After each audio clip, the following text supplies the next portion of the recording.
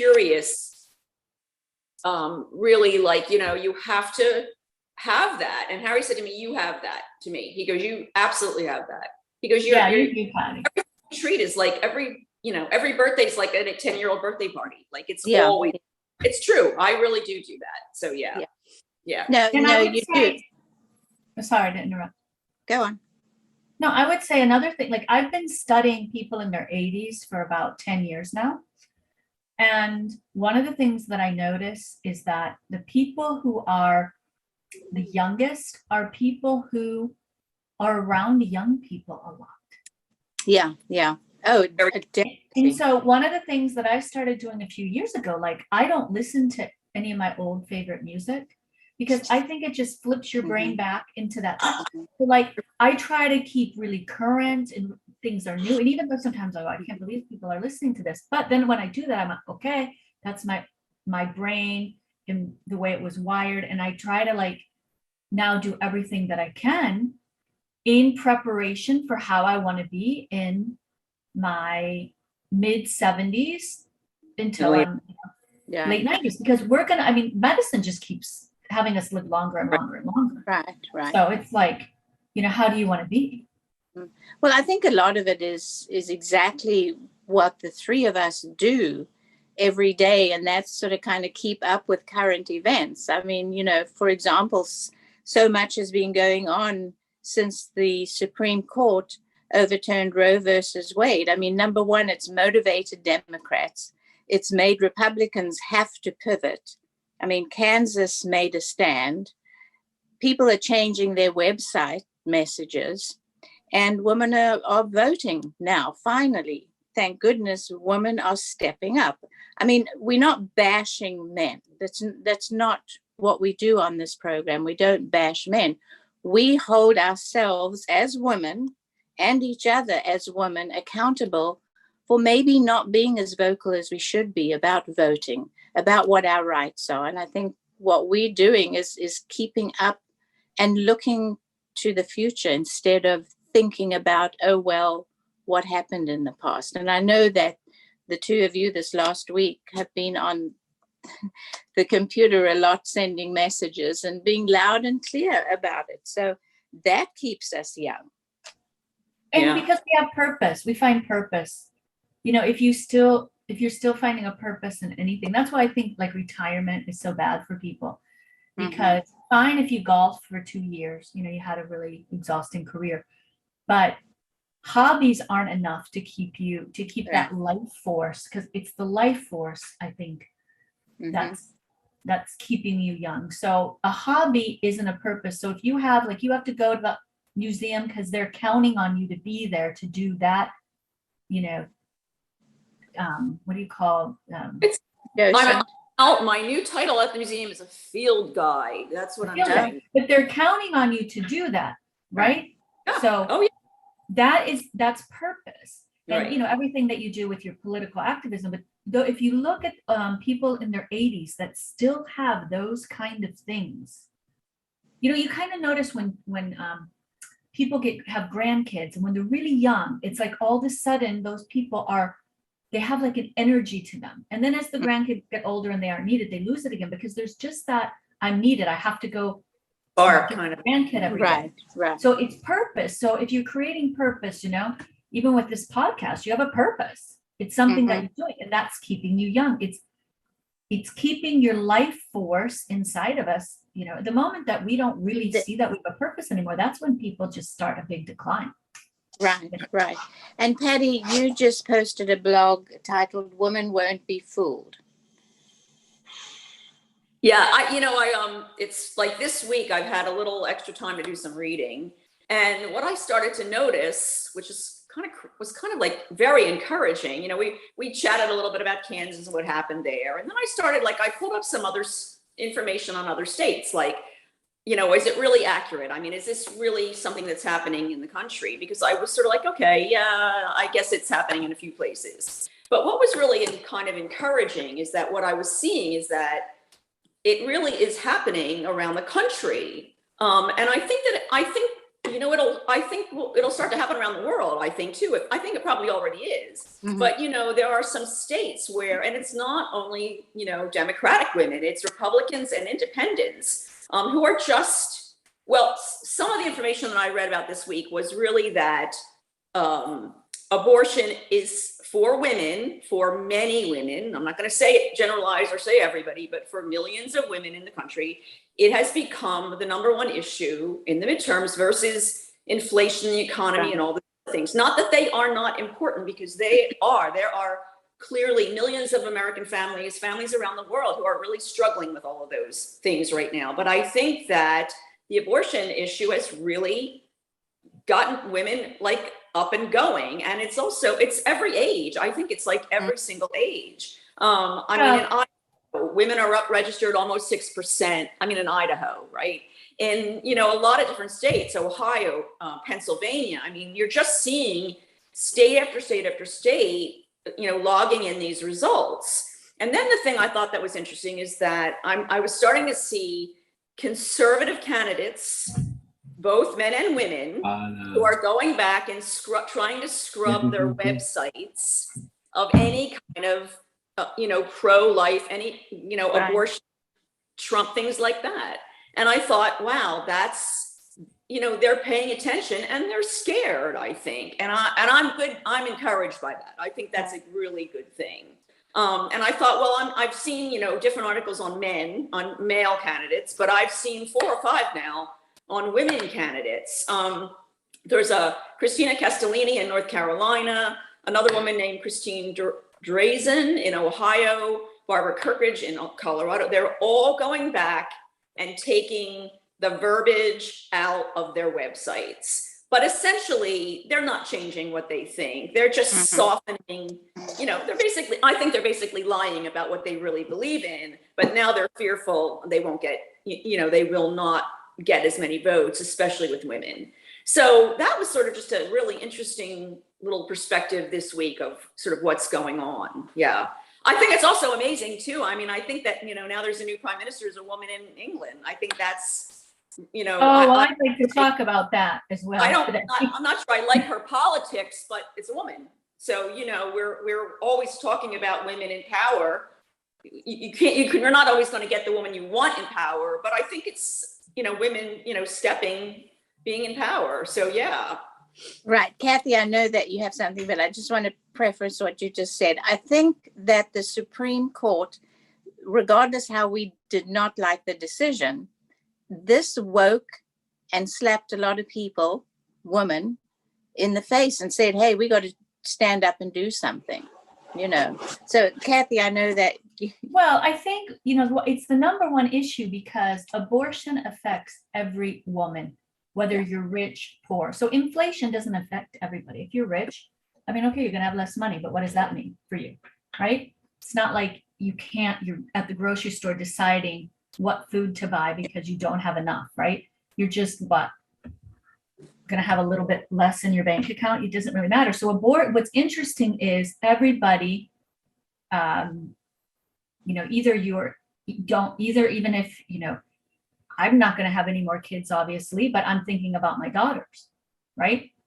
I'm talking about people who don't necessarily, because I look at all women's rights, but there are people that only look at their own individual family. But that's why, anyway, it's affecting every woman, no matter what your age is. So it's not surprising to me. I do think these people that are taking it off their websites, I mean, it's too bad that there's always those people who don't understand that they haven't changed their mind.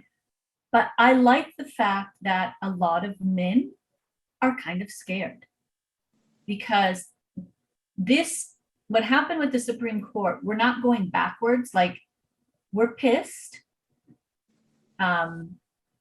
This dramatically changed all of us, whether you're Republican or Democrat. And it was politics, but it was also an attack on women's rights. And so guess what? Older white men, you now pissed us off. I mean, we were already pissed off, but now we're like really pissed off. So yeah. I think it's kind of funny that they're changing their websites. I think it's funny. I find it funny. Like, now you're scared. but not scared, not just of being, I guess my point is, Patty, not just scared of not getting elected, but I think they're just kind of scared because Well, it's threatening that we're rising up. I think too, but I said that I was really, clearly there's several, like Blake Masters, there's a guy in Pennsylvania, like I can't think of his name right now, but so I was really curious to see if it was across the board women and men candidates, basically, because that's what I was really curious about. You know what I mean? I think that there are conservative candidates, male and female, who now are taken back by the numbers of women who are really, like standing up for abortion.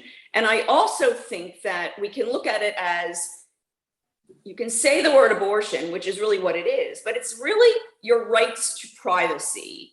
And that's for everyone. I mean, right now in the Senate, they are talking about trying to codify same-sex marriage, which basically really affects, anybody who's gay, essentially, who is either married now or who wants to be married. And that is a right of privacy issue.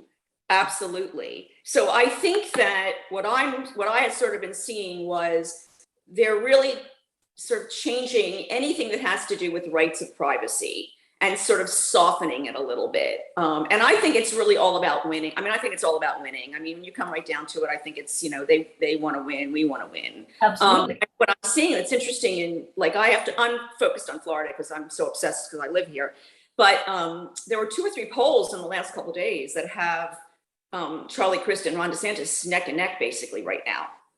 And that's really also encouraging because I think there are a lot of people, men and women, who here in the state who are sort of waking up and going, wait a minute, like really look at what he wants to do. He's so extreme. He's incredibly extreme. And we don't really want that. And what's also interesting is, and I've talked about this before, there's an organization that's online that's called the Red, Wine, and Blue. Well, they have started a division in Florida. And what I'm seeing is in every county, women are, and men actually, but women mostly, are tagging in and saying, I'm in this county, I'm in this county. And yesterday, someone made the comment, I live in a little blue dot in a red state.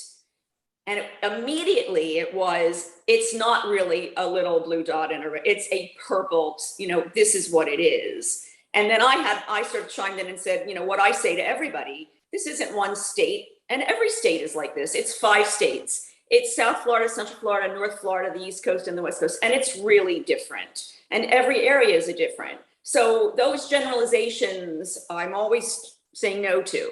You know what I mean? I want to say you can't generalize like that. So I think it's interesting that we're just seeing a whole sort of plethora of things that are happening as we get closer to these elections. I'm curious, Kathy, about your take on the new prime minister in England, though. I mean, living in Italy, I'd like to, what are you thinking? I don't know nearly enough about her, but.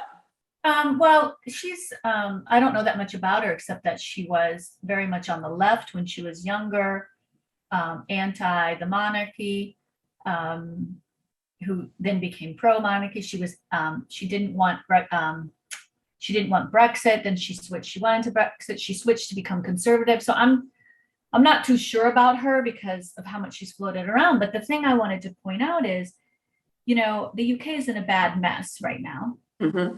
And this is the 3rd time in history when the UK has been in a very bad mess. And in all 3 times, a woman has become the prime minister. Oh, that's and interesting. I find that very interesting. I don't know if that's a positive or a negative, meaning I don't know if men are throwing, let's just throw a woman under the bus type of thing, or if there is actually that at that point. I'm saying it might be subconscious to people. It's just very, very interesting that when the times get tough, they actually put a woman in. So we'll see what happens with her. I'm not.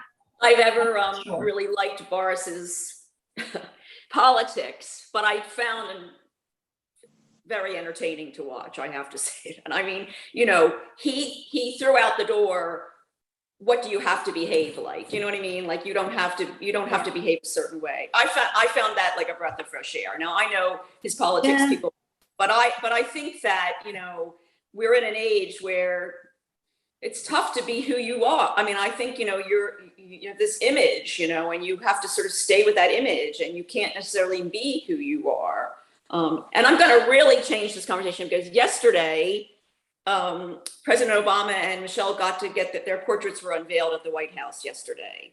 And I watched as much as as I wasn't able to watch it, but I watched clips of it.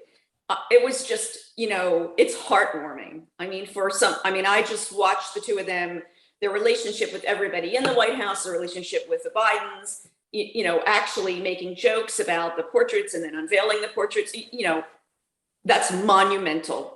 And Michelle Obama said, as a, African-American woman, there are girls now who will, her portraits in the White House, her portraits in the same house as Jackie Kennedy.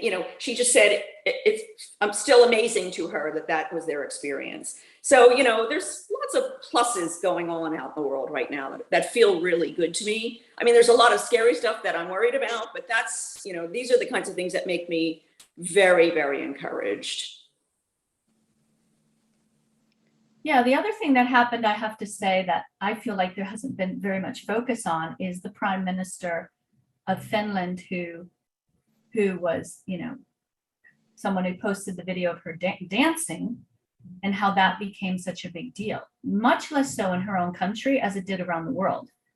And I have to say that, like, I was just, flat out disappointed that this didn't get more news, that more women in high positions didn't just text everybody and say, at 3:00, we're all going to stand up and start dancing in the middle of the office, or an idea, right? Like, how do we expect somebody young to go into politics if we're telling them you have to, then you're not allowed to have fun in your free time? And no man, this would have never happened to a man, ever, ever, ever. The fact that their country asked her to take a drug test the next day to see if she had been on drugs, because only a person on drugs would have been videotaped.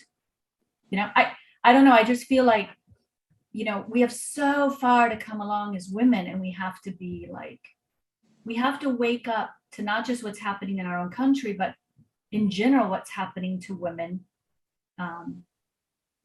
in power positions everywhere. Because I think a lot of women also choose to not throw their hat in, either corporately or in politics, because of the standard that's different for a woman than it is for men. Like, we have such a long way to go. We have to be more supportive and defend everything that's going on. And like you say, Patty, whether you like this new Prime Minister of the UK or not, a woman has been elected. And one of the things that really always gets me is when people go, well, I don't want that woman to be elected. Fellow women who say that. Right. And I say, men never do that. It's not like, if a man isn't that great and he gets elected to political office, they don't go, especially if he also beat out a woman, they're happier. They're like, okay, it's going to be average. But women, we all want each other to be perfect. That's wrong. But that's not, that is not necessarily the case. And I think that we have all been in an industry where we clearly saw that wasn't necessarily the case, actually. But I would say this, and that is, the more that we have people in power, whether it's men or women, who do sort of behave like who they are. I mean, this is who I really am, and I'm gonna wear what I want to. I mean, I think that the arc is slowly moving. It needs to move a lot faster. I also think, and I told this story recently. I might have even told it to Margaret, but I was hearkening back to a time in my life where I had a lot of men who were peers, and we were getting ready to go somewhere, and somebody was picking somebody up, and we were all there. And this person's wife came out and said to her husband, who was one of my colleagues, where, I did this, this, and this, and this. And he was like, okay, that's great. And then we got in the car and we started to drive. And a few minutes later, I was the only woman in the car. And I said, I just figured out what I need. I need a wife. And I think part of the reason too that women still don't step up is that their plates are so full. Like, I have a job, I have a career, I'm a wife, I'm a mother, my kids have to go to school. I mean, if you think about everything they're juggling. When you say to someone, even someone really qualified who would be great at it, run for office, even if it's something small, they're just so overwhelmed. I mean, we're still so overwhelmed. And that brings me back to issues like childcare and being compensated for things like, I think the conversation is way bigger than even what we're having right now. And I clearly see the way to get there is I go back to voting all the time, especially in this country. If you want women to be in power, then you have to get out and work for them and volunteer and raise money and do all of that. And I think we are seeing some of that. I definitely do think we are seeing some of that. I'm encouraged by that. But I do think that, if you take all the struggles apart and look carefully why it's not happening, there are reasons there. There are valid reasons there too. So, I think we do have farther to go. Right. So I have a closing question and then another question. Go for it. Okay, so I'm listening to the conversation about this would never happen to men, and then a conversation about women need to step up. I was with a woman, and I'm not going to mention where she comes from because I obviously going to be talking about her, and I haven't had her permission. But she is not from the United States, and her honest conversation with me stemmed around, she's my age, how she is looking for a husband with money. She'll do the cooking as long as she finds a man with money. And she's not going to go out and look for a job because she's going to marry a man with money. So we still have women that this is how they think. They don't think that they can be a prime minister or a CEO of it, and they don't want that. We cannot blame, in my opinion, we cannot blame men for that. I blame women for not stepping out and researching and finding ways that they can get there. I don't think that, in my opinion, we can always blame that men have stepped up to the plate. I don't think that women, in a lot of instances, have stepped up to the plate. Yes, are they maybe put on the back burner in the corporate world? Absolutely, I've been one of those, and it makes me mad. Mm-hmm. But I haven't sat back and said, oh, well, it's a man's world. We've stepped up to make something different. I want to say one thing quick, though. I want to say that, I also want to say there are a lot of women who really do see their roles as wives and mothers in the world. And absolutely, you should do whatever you want to do. If that is what you really choose to do and you want to do that, I think that's. They've made that their job. Right. So, my thing too is that they're not getting enough credit for how difficult their job really is. I mean, quite frankly, you're raising children, you're raising the next generations, and that's pretty tough. So I think it's important that we say that, out there. So yeah, go ahead. I'm going to disagree with Margaret because you just froze. I think there's two problems why there aren't more women in positions. One, am I back or no? Yeah, but it's really weird. Try it again. Am I back? You're okay now. Okay. I think there's two reasons, and one, I blame men, and the other one is I believe that when you're a little girl, you can only dream about being what you see, right? Same thing with a boy.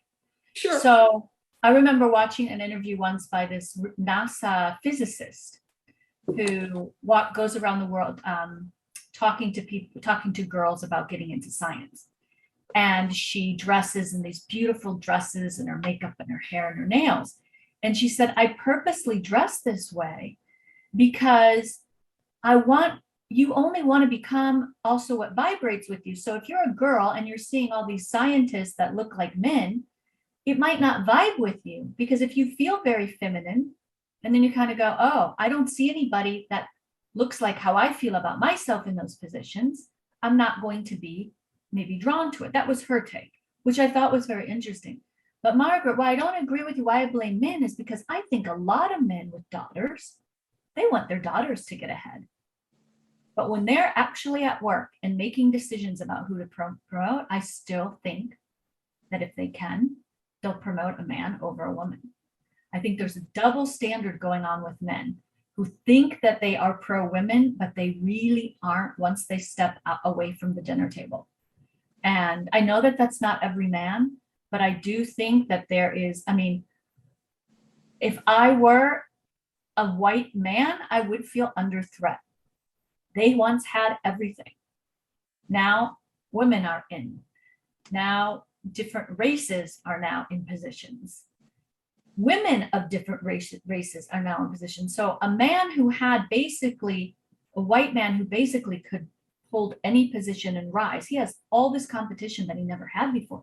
And that has to be really, really threatening. Whether they're allowed to discuss that or not, you know, probably not, but that has to be in their subconscious. And we just as women, that's why I also often believe we're our own worst enemy, because we've had to be perfect and we've had to be more than them. Then we want everybody who works for us to be like that. And we have to get used to the fact that there were a lot of men in high positions that were average. So ultimately, I'm all for getting the best person in there, but I also think that as women, sometimes we have to like be more pro a woman than a woman who's perfect for that job, right? We need to like, we have to visually have more influence. That's all I'm gonna say.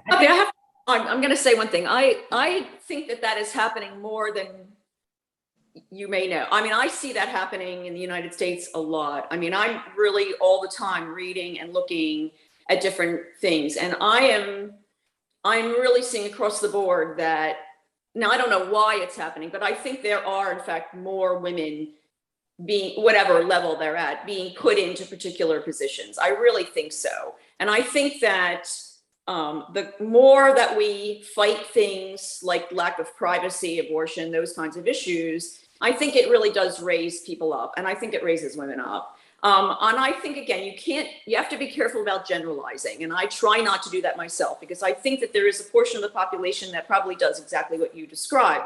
But I also think there's younger generations of men and women who don't even recognize that anymore. I mean, I have to look at my own nieces and nephews. I really do. And they're, you know, in their 30s, and they are not necessarily experiencing that, say, the way I experience that. So again, that's a kind of positive thing. But I also think that every individual, your kids, whoever you come into contact with, you have to urge them, as Margaret said before, you have to speak up. Like you have to, it's okay. Like you can say what you think, and you should. I think you have to do it professionally. I think you have to think about your words. You know, I've always been one to do that. But I feel like there is some movement there. I really do think that there is. Yeah. Well, I think there's movement, Patty. I agree. I think it needs to be bigger. Oh yeah, I totally do. And I think part of like why we were having this conversation, which is really good, is that we are like moving people forward. You know, even if 40 or 50 people maybe watch this, you know, maybe we move the dial a little bit. You know what I mean? It's sort of why I volunteer with kids, because I always say if you change one kid's life, you just change their life. You change their whole idea about the world.